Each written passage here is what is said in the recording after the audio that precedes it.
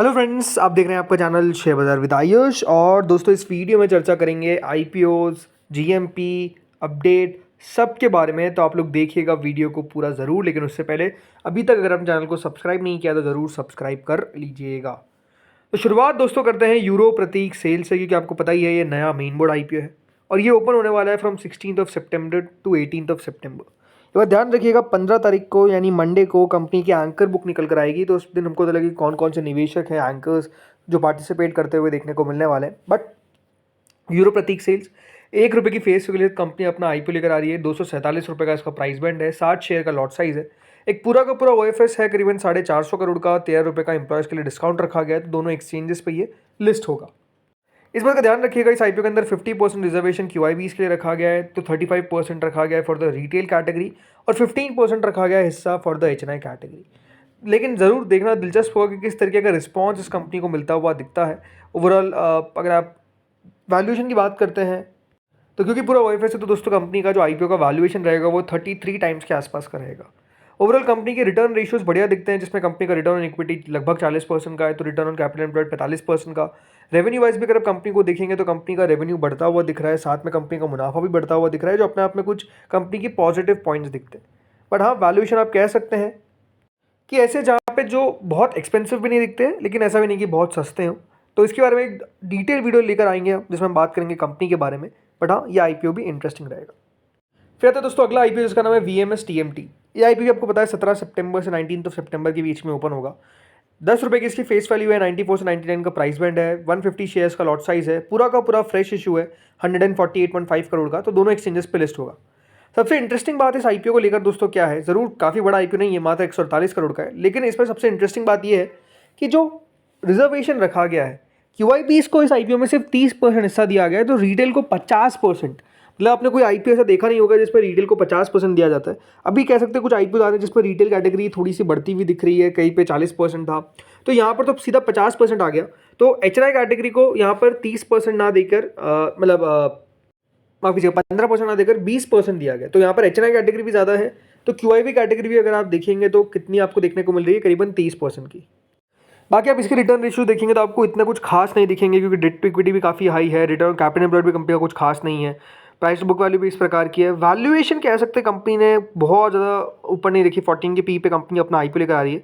But revenue wise अगर आप देखेंगे तो कंपनी का रेवेन्यू बढ़ता हुआ नहीं बल्कि घटता हुआ दिखा है। जैसे कि कंपनी का रेवेन्यू FY23 में 882 करोड़ का, देन 873 करोड़ का अगले साल, फिर 771 करोड़ का, यानी कंपनी का रेवेन्यू लगातार डिक्लाइनिंग फेज में। तो कंपनी का जो मुनाफा जो है वो ज़रूर बढ़ता हुआ दिख रहा है। इंटरेस्टिंग पॉइंट ये है कि 4 करोड़ से कंपनी का रेवेन्यू प्रॉफिट बढ़ा 13 करोड़, देन 15 करोड़, तो ये ज़रूर बढ़ता हुआ दिख रहा है। सो इंटरेस्टिंग टाइप के नंबर्स है कंपनी के। बोरिंग कंपनी के ऊपर ज़रूर है, जो अपने आप में थोड़ा सा नेगेटिव दिखता है। अब जीएम पे बात करते हैं आगे, लेकिन उससे पहले कुछ अपडेट्स पे बात करते हैं। तो अपडेट में दोस्तों एनएसए के आईपीओ को लेकर सीबी के चीफ का स्टेटमेंट आता हुआ दिखा है। देखिए, कल सीबी की मीटिंग थी और बाद में सीबी के चीफ से क्वेश्चन भी पूछे गए कि क्या लगता है आपको कि आईपीओ आप एनएसए का कब लेकर आ रहे हैं। तो इस पर दोस्तों उन्होंने कुछ कहा, और क्या कहा ये आपको मैं बताता हूँ। तो सबसे पहली बात तो जो एक एनओसी की बात हो रही है कि एनओसी कब मिलती हुई नजर आएगी एनएससी को, ताकि एनएससी का जो आईपीओ का रास्ता है वो क्लियर हो जाए।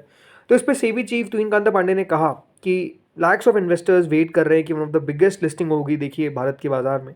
और इस पर जो प्रेस कॉन्फ्रेंस पे एड्रेस कर रहे थे, तो उनसे पूछा गया कि अप्रूवल कब तक होता हुआ देखने को मिलेगा। तो उन्होंने कहा कि जब सब कुछ फॉर्मेलिटीज़ पूरी हो जाएगी कंप्लीट, तब जाकर वो आईपीओ जो है वो बेसिकली लाते हुए नजर आएंगे। अब ये बात ध्यान रखिएगा, एनएससी को 5 लाख करोड़ के आसपास वैल्यू किया गया है, और कंपनी के आईपीओ को लेकर मतलब पिछले 10 साल पहले राइट शुरुआत हो गई थी। तो आप समझ सकते हैं कि कितने समय से चल रहा है इस आईपीओ को लेकर।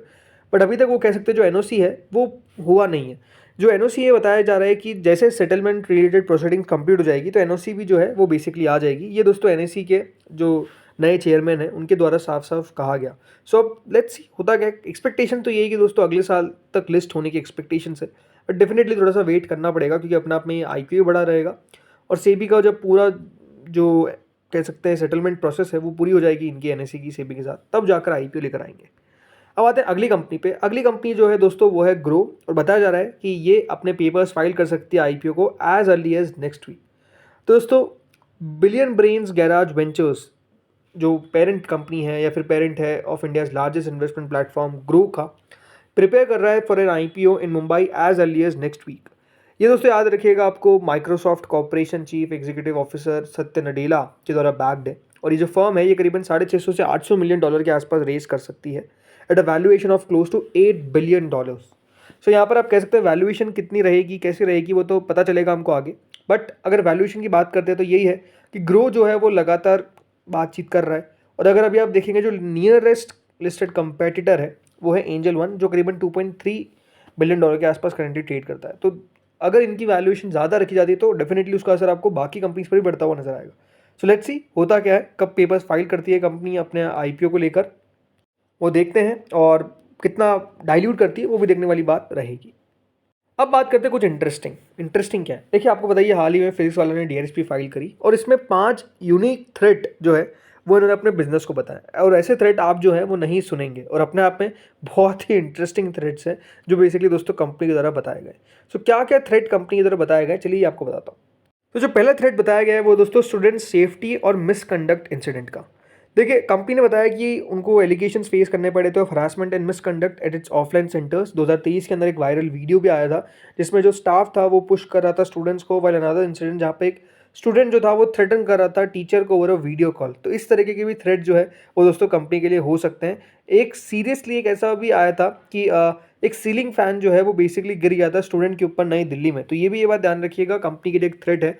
फिर इस पर एक एफआईआर भी हुई थी एम्प्लॉय के अगेंस्ट। तो कंपनी ने बताया कि अगर ऐसे इंसिडेंट होते हैं तो लीगल लायबिलिटी और रेपुटेशनल डैमेज हो सकता है।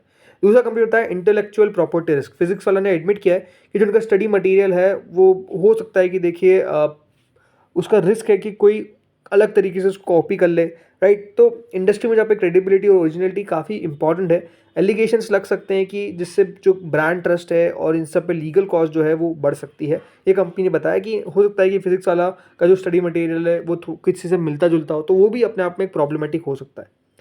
तीसरी चीज़ बताया लीडरशिप कंसर्न, क्योंकि दोस्तों अभी कंपनी के फाउंडर और सीईओ अलग पांडे हैं लेकिन वो कोई फॉर्मल हायर एजुकेशनल डिग्री नहीं रखते। तो जो पॉपुलैरिटी है उनके स्टूडेंट्स के बीच में वो कह सकते हैं क्योंकि उनका लैक ऑफ अभी जो फॉर्मल क्रेडेंशियल्स हैं, ये हो सकता है कि रेगुलेटर गवर्नेंस स्क्रूटनी कर ले कंपनी के लिए। तो ये भी अपने आप में एक प्रॉब्लमेटिक चीज़ है, बट उनकी पॉपुलैरिटी स्टूडेंट्स के बीच में काफ़ी है। इसके अलावा एक्सपोजर टू एक्सटर्नल शॉक्स, तो उन्होंने बताया कि फिजिक्स वाला एक्नॉलेज करता है कि वल्नरेबिलिटी है to natural disasters, fires, pandemics और सिविल इंटरेस्ट। तो अगर ऐसा होता है तो कंपनी के बिजनेस पे सीधा सीधा असर आ सकता है।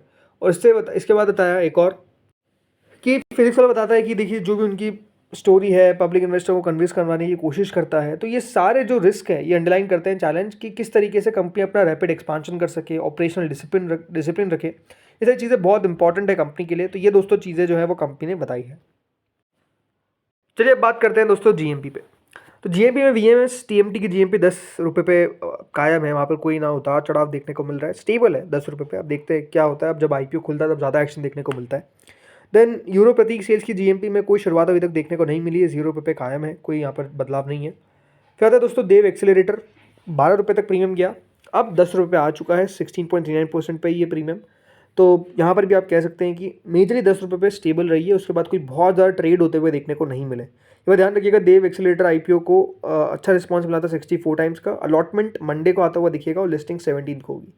रहता है अर्बन कंपनी की ग्रे मार्केट लगातार बढ़ती हुई दिख रही है, हो चुकी है 62 रुपये, विच इज 60%।